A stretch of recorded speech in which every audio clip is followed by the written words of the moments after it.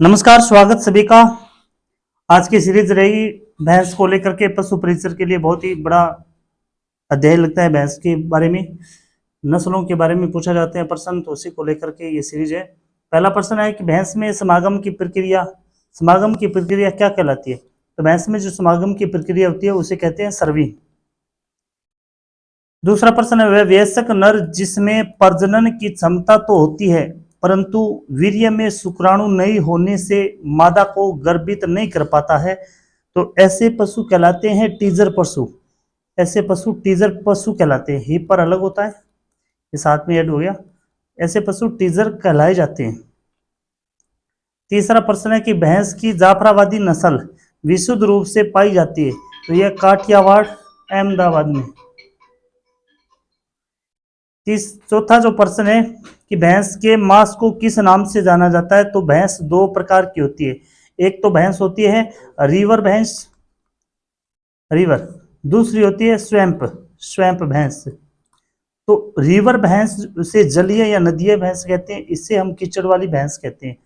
तो प्रश्न इसमें कि भैंस के मांस को किस नाम से जाना जाता है, तो ऑप्शन के आधार पर होगा केराबीफ। केराबीफ स्वैम्प भैंस के मांस को कहा जाता है, जबकि रिवर नदी वाली भैंस को मांस को बफन कहा जाता है, बफन।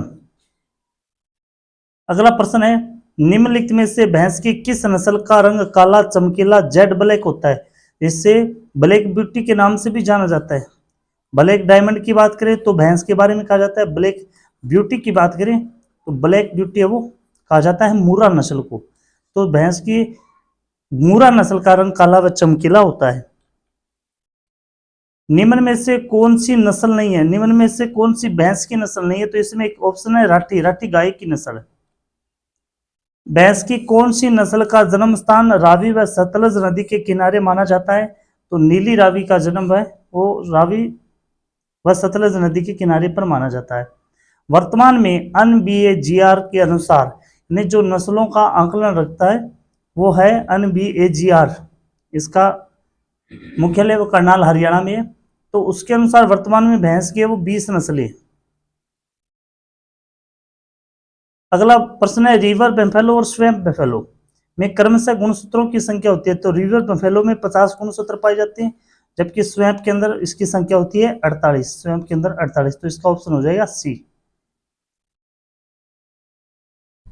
अगला प्रश्न है कि भैंस पालन में भारत का कौन सा राज्य वर्तमान में प्रथम स्थान पर है? तो सबसे ज्यादा भैंस है वो उत्तर प्रदेश में पाई जाती है। दूसरा स्थान आता है राजस्थान का। स्वैम्प बेफेलो और रिवर बेफेलो से किस कारण भिन्न नस्ल है? तो इसमें भिन्नता है वो गुणसूत्रों के आधार पर होती है। अगला प्रश्न है कि भैंस की कौन सी नस्ल सबसे हल्की नस्ल होती है? तो भैंस की कौन सी नस्ल है वो सबसे हल्की नस्ल है? तो ऑप्शन के आधार पर यहां पर हो जाएगा सुरती नस्ल। अगला प्रश्न है कि भैंस की कौन सी नस्ल सबसे हिंसक मानी जाती है, जिसे सांस्कृतिक गतिविधियों में उपयोग में लिया जाता है? तो वो नस्ल होती है टोडा नस्ल। टोडा नस्ल। अगला प्रश्न है कि भैंस प्रजनन केंद्र कहाँ स्थित है? तो भैंस प्रजनन केंद्र है वो कुम्हेर भरतपुर में स्थित है। भैंस के कुल को किस नाम से जाना जाता है? तो गाय भैंस भेड़ बकरी के कुल को कहा जाता है वो विधि। भैंस की कौन सी नस्ल सबसे शांत स्वभाव की मानी जाती है? भैंस की कौन सी नस्ल सबसे शांत मानी जाती है? वो है महसाणा नस्ल। भैंस की कौन सी नस्ल में आंखों का रंग कजरी बिल्ली जैसा होता है? तो नीली रावी की आंखें वो कजरी बिल्ली के समान होती है। भैंस के दूध का सफेद रंग किस कारण होता है? तो दूध का सफेद रंग कैसिन के कारण होता है, जबकि कैरोटीन के कारण है वो रंग होता है दूध का पीला।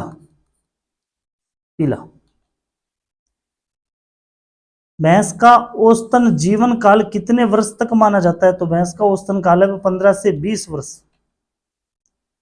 विश्व की कुल कितने प्रतिशत भैंसें एशिया महाद्वीप में पाई जाती है? तो 95% भैंसें वो एशिया महाद्वीप में पाई जाती है। राजस्थान में सर्वाधिक भैंस किस जिले में पाई जाती है? तो सर्वाधिक भैंस रानी होती है, रानी सदैव जयपुर में रहती है। भैंस की किस नस्ल को दिल्ली नस्ल के नाम से जाना जाता है? दिल्ली नस्ल ब्लैक ब्यूटी। तो वो मुर्रा नस्ल है। भैंस की किस नस्ल को मिनी एलिफेंट कहा जाता है? तो भारी भरकम शरीर होने के कारण जाफराबादी नस्ल को मिनी एलिफेंट कहा जाता है। दांतला, हंसिया, सिकल शेप हॉर्न वाले सिंह किस नस्ल के होते हैं?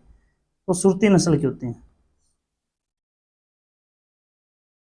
भैंस में यौन अवस्था की अवधि होती है 2 से 3 माह, 2 से 3 वर्ष। तो यहाँ पर ऑप्शन हो जाएगा 24 से 36 माह।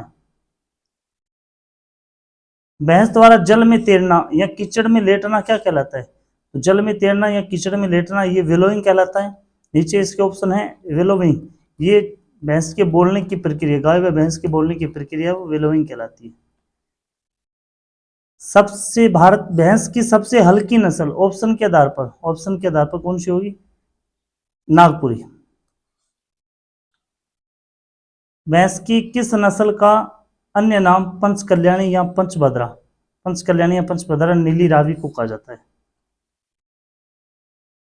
भैंस की किस नस्ल में सिर व पैरों पैरों पर सफेद धब्बे पाए जाते हैं? तो सिर व पैरों पर सफेद धब्बे वो नीली रावी। भैंसों में सबसे लंबा दुग्ध काल भैंस की किस नस्ल में होता है? तो वो मेहसाना नस्ल में होता है। उम्मीद है ये आपको सीरीज पसंद आई होगी। ज़्यादा से ज़्यादा लाइक करें, शेयर करें। धन्यवाद।